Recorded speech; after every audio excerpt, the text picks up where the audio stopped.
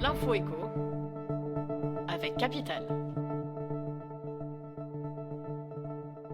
On commence avec le chiffre du jour, 117 000 euros. C'est le salaire annuel brut moyen versé par l'entreprise qui paie le mieux en France. Face à l'inflation galopante, la rémunération reste la première préoccupation des salariés français. Dans ce contexte, pour vous aider à repérer les sociétés les plus généreuses, Glassdoor a identifié les 20 entreprises qui proposent les salaires les plus élevés dans l'Hexagone, un classement publié en exclusivité par Capital.fr.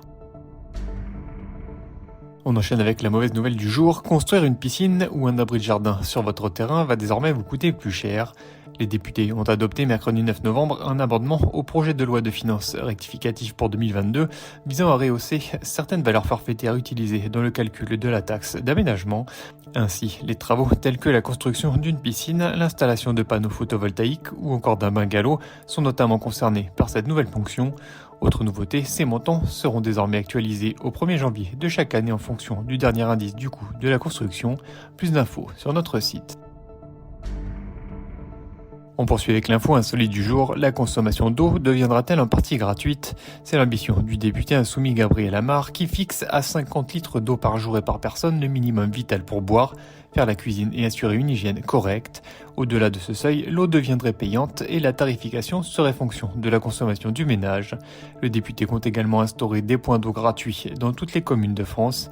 Deux dispositifs à découvrir sur notre site. Le mot du jour pour terminer.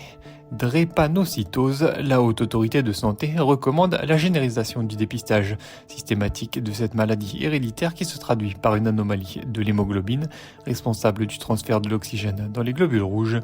La HAS rappelle que les manifestations de la maladie peuvent apparaître dès l'âge de 3 mois et induire de très graves répercussions. D'où l'avis de la HAS qui invite à revoir la politique de prévention en métropole où le dépistage de la drépanocytose ne se fait que de manière ciblée et selon plusieurs critères précis. Explication sur Capital.fr. C'était l'info éco avec Capital.